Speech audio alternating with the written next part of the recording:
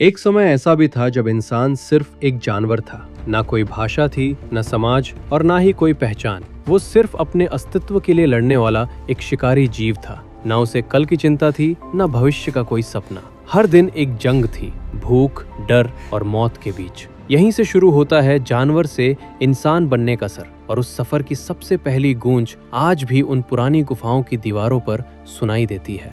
आज से अरबों साल पहले का वो समय जब धरती पर ना इंसान था, न जानवर, न पेड़ पौधे और ना ही कोई जीवित प्राणी। उस समय धरती सिर्फ एक उबलता हुआ आग का गोला थी जो सूरज से भी ज्यादा खतरनाक दिखाई देती थी। ना कोई हवा थी, ना पानी, बस असहनीय गर्मी, अंधेरा और चारों तरफ तबाही। ये वही धरती है जिस पर आज हम खड़े हैं, लेकिन तब इसका वातावरण इतना विषैला और इतना गर्म था कि जीवन की कल्पना तक नहीं की जा सकती थी। धीरे धीरे लाखों साल बीत गए। धरती ठंडी होने लगी, ज्वालामुखी शांत होने लगे और धरती पर पहले समुद्र बनने लगे। इन समुद्रों में अलग अलग रासायनिक तत्व एक दूसरे के संपर्क में आने लगे और यहीं से शुरू हुई एक अद्भुत प्रक्रिया, जीवन की शुरुआत। सबसे पहले बने सूक्ष्म जीव, जिन्हें हम प्रोकार्योटिक कोशिकाएं कहते हैं। ये इतने छोटे थे कि इन्हें देखने के लिए माइक्रोस्कोप की जरूरत पड़ती थी। यही सूक्ष्म जीव जीवन की पहली कड़ी थे। न हाथ पैर, न दिमाग, बस एक सरल सी कोशिका जो जीवन के पहिए को आगे बढ़ा रही थी। समय के साथ ये प्रोकार्योटिक जीव विकसित होने लगे और फिर अस्तित्व में आए यूकैरियोटिक जीव।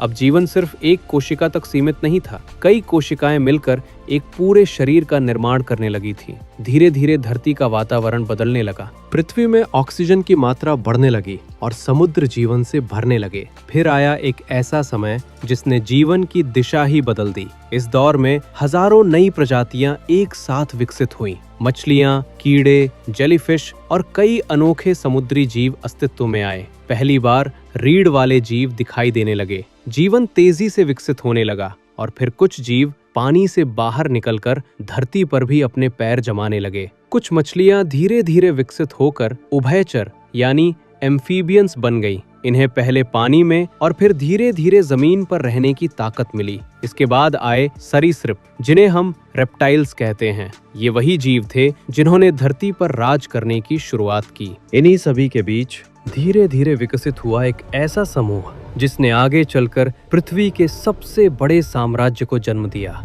डायनासोर। ये था धरती का सबसे दिलचस्प दौर, जब डायनासोर पूरी पृथ्वी पर राज करते थे। ये दौर लगभग 23 करोड़ साल पहले शुरू हुआ था। डायनासोरों की दुनिया सिर्फ एक जैसे विशाल जीवों की नहीं थी। ये एक पूरी जैव विविधता से भरी दुनिया थी, जहां हर डायनासोर अपनी अलग पहचान और भूमिका निभाता था। कुछ डायनासोर पूरी तरह शाकाहारी थे, जैसे ब्रैकियोसॉरस। अपनी लंबी गर्दन की मदद से ये आसमान छूते पेड़ों की ऊंचाई तक पहुंच जाते और वहां की पत्तियां आराम से चबाते थे। इतने विशाल शरीर और शांत स्वभाव के बावजूद इनके चारों ओर हमेशा सतर्कता बनी रहती थी, क्योंकि शिकारी हर कोने में छिपे रहते थे। वहीं ट्राइसेराटॉप्स जैसे डायनासोर अपने बड़े और मजबूत सींगों के साथ नजर आते थे। स्वभाव से शांत, लेकिन जरूरत पड़ने पर अपने दुश्मनों से सीधे टकरा जाने वाले योद्धा। दूसरी ओर मांसाहारी डायनासोरों की दुनिया कहीं ज्यादा खौफनाक थी। टायरेनोसोरस रेक्स को कौन नहीं जानता। विशाल काया, मजबूत जबड़े, नुकीले दांत और राक्षसी ताकत, जिसने उसे अपने समय का सबसे खतरनाक शिकारी बना दिया था। लेकिन इससे कम खतरनाक नहीं थे वेलोसिरैप्टर्स। आकार में भले ही छोटे थे, लेकिन तेजी, चालाकी और टीम वर्क की मदद से अपने शिकार को पल भर में चौंका देते थे। लेकिन डायनासोरों की कहानी सिर्फ धरती तक सीमित नहीं थी। कुछ ने तो आसमान में भी उड़ान भर ली। टेरोडेक्टाइल्स और क्वेट्ज़ालकोएटलस जैसे जीव, जिनके पंख इतने विशाल थे कि लगता था जैसे पूरा आकाश ही उनके कब्जे में हो। ये उड़ने वाले डायनासोर शिकार की तलाश में या लंबी दूरी तय करने के लिए आसमान में इधर उधर मंडराते रहते थे। और जब नजरें समंदर की गहराइयों में जाती हैं, तो वहां भी डायनासोरों जैसा जीवन मौजूद था। मोसासॉरस जैसे समुद्री शिकारी अपनी ताकतवर पूंछ और मजबूत जबड़ों के दम पर पूरे समुद्री जीव जगत पर राज करते थे। वहीं प्लेसियोसॉरस अपनी लंबी गर्दन और तेज तैराकी के साथ गहराइयों में शिकार की तलाश में निकलते थे। यानी डायनासोरों का युग धरती, आकाश और समुद्र तीनों में फैला हुआ था और हर जगह वे अपनी अपनी दुनिया के बादशाह थे। डायनासोरों का ये साम्राज्य करीब 18 करोड़ साल तक चलता रहा। लेकिन फिर करीब 6.5 करोड़ साल पहले धरती पर एक विनाशकारी घटना घटी। एक विशाल उल्का पिंड मेक्सिको के युकाटन प्रायद्वीप से टकरा गया। इस टक्कर की ताकत इतनी जबरदस्त थी कि आसमान में धूल और राख का अंधेरा छा गया। सूरज की रोशनी धरती तक पहुंचना बंद हो गई। तापमान गिरने लगा। सबसे पहला असर पड़ा पेड़ पौधों पर। जंगल धीरे धीरे सूखने लगे। जब पेड़ पौधे नहीं बचे तो शाकाहारी जीव भूख से मरने लगे, और जब शाकाहारी खत्म हुए तो मांसाहारी भी ज्यादा दिनों तक टिक नहीं पाए।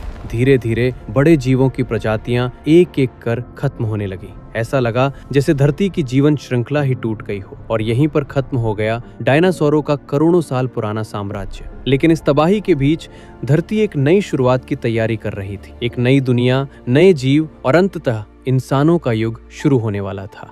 डायनासोरों के विनाश के बाद धरती पर एक नया अध्याय शुरू हुआ। करोड़ों सालों तक दबे, छिपे और डर के साए में जीने वाले छोटे छोटे स्तनधारी जीव अब आजाद थे। पहले ये जीव पेड़ों की झाड़ियों में, जमीन के नीचे बने बिलों में या चट्टानों की दरारों में छिपकर रहते थे, क्योंकि उस समय धरती पर डायनासोरों का राज था और किसी भी पल उनका शिकार हो जाना तय था। लेकिन अब वो डर मिट चुका था। वातावरण धीरे धीरे स्थिर हो रहा था और जीवन को एक बार फिर फैलने का मौका मिल रहा था। इन स्तनधारी जीवों की एक खासियत थी कि इनके शरीर पर फर होता था, जिससे ये बदलते तापमान में खुद को सुरक्षित रख पाते थे। ये अपने बच्चों को जन्म देते थे और उन्हें दूध पिलाते थे, जिससे उनकी संतानों के जीवित रहने की संभावना काफी बढ़ जाती थी। जैसे जैसे समय बीतता गया, इन स्तनधारियों ने अपने पर्यावरण के अनुसार खुद को ढालना शुरू किया। कुछ ने पेड़ों पर रहना जारी रखा, जहां उन्हें फल, पत्तियां और सुरक्षा मिलती थी। वहीं कुछ जमीन पर उतर आए और उन्होंने नई चुनौतियों का सामना करना सीखा। खुला आकाश, खुले शिकारी और लगातार बदलता मौसम। डायनासोरों के बाद धरती स्तनधारी जीवों से भर गई थी, लेकिन उनमें से कुछ खास प्रजातियां धीरे धीरे एक नए मुकाम की ओर बढ़ रही थी। इन्हें हम प्राइमेट्स कहते हैं, यानी वे जीव जिन्हें आज के इंसानों का सबसे नजदीकी पूर्वज माना जाता है। यही प्राइमेट्स आगे चलकर इंसानों के पूर्वज बनने वाले थे। प्राइमेट्स का विकास बेहद रोचक था। उन्होंने पेड़ों पर चढ़ना, शाखाओं पर छलांग लगाना और तेजी से भागना सीखा। धीरे धीरे उनके शरीर के अंगों में बदलाव आने लगे। उनकी उंगलियां ज्यादा लचीली होने लगीं ताकि वे शाखाओं को मजबूती से पकड़ सकें। उनके हाथ अब सिर्फ पकड़ने के लिए नहीं थे, बल्कि चीजों को घुमा फिरा कर समझने और उनका इस्तेमाल करने के लिए भी बनने लगे। सबसे बड़े बदलावों में से एक उनकी आंखों की स्थिति थी। अब उनकी आंखें सिर के सामने की ओर आ गईं, जिससे उन्हें गहराई और दूरी का बेहतर अंदाजा होने लगा।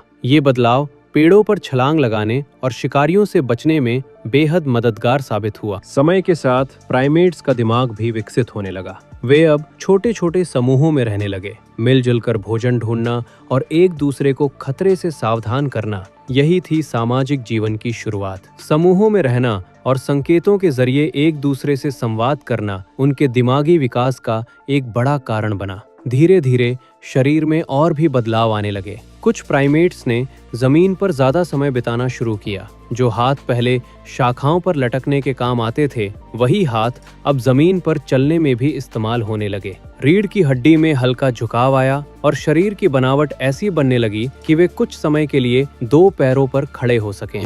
यही वो पल था जब इंसान बनने की दिशा में पहला कदम रखा गया। दो पैरों पर खड़ा होना ये सिर्फ एक शारीरिक बदलाव नहीं था, बल्कि एक नई सोच, एक नए दृष्टिकोण और धरती पर आने वाले सबसे जटिल जीव मनुष्य की शुरुआत का संकेत था। आज से लगभग 20 लाख साल पहले इंसानी विकास की यात्रा ने एक नया मोड़ लिया। इसी समय होमो इरेक्टस का उदय हुआ। होमो इरेक्टस का अर्थ है सीधा खड़ा होकर चलने वाला मानव। यह हमारे पूर्वजों की इवोल्यूशनरी कड़ी का एक बेहद अहम पड़ाव था। होमो इरेक्टस न सिर्फ दिखने में पहले के प्राइमेट से अलग था, बल्कि इसकी क्षमताएं भी कहीं ज्यादा विकसित हो चुकी थी। इनका मस्तिष्क पहले की तुलना में बड़ा और ज्यादा जटिल हो चुका था, जिससे सोचने, समझने और समस्याओं को हल करने की क्षमता बढ़ी। इनकी सबसे खास बात इनका शरीर था। ये पूरी तरह दो पैरों पर सीधा चल सकते थे, जिससे इन्हें लंबी दूरी तय करने में काफी आसानी होती थी। होमो इरेक्टस ने सिर्फ चलना ही नहीं सीखा, बल्कि अपने हाथों का इस्तेमाल औजार बनाने के लिए भी करना शुरू किया। पत्थरों को तराश कर हथियार बनाना, लकड़ियों से साधारण उपकरण तैयार करना, ये सब अब उनके रोजमर्रा के जीवन का हिस्सा बन चुका था। लेकिन जो चीज उनके जीवन में सबसे बड़ा बदलाव लेकर आई, वो थी आग का प्रयोग। आग को नियंत्रित करना और उसका सही इस्तेमाल करना मानव इतिहास की सबसे क्रांतिकारी खोजों में से एक था। आग से खाना पकाना संभव हुआ, जिससे भोजन ज्यादा सुरक्षित हुआ और पोषण भी बढ़ा। आग ने उन्हें ठंड से बचाया, जिससे अब वे ठंडे इलाकों में भी जीवित रह सकते थे। और सबसे अहम, आग ने उन्हें रात के अंधेरे और जंगली जानवरों से सुरक्षा दी। इन सब के साथ साथ एक और बड़ा बदलाव भी हुआ। अब इंसान सिर्फ आग के चारों ओर इकट्ठा होकर बैठने वाला जीव नहीं रहा। अब हाथों में कुल्हाड़ियां, नुकीले भाले और पत्थर के चाकू, खुरचनियां जैसे औजार बनाए जाने लगे। ये सिर्फ औजार नहीं थे, ये इस बात का सबूत थे कि इंसान का दिमाग अब पहले से कहीं ज्यादा विकसित हो रहा था। अब इंसान अपने पर्यावरण को समझने लगा था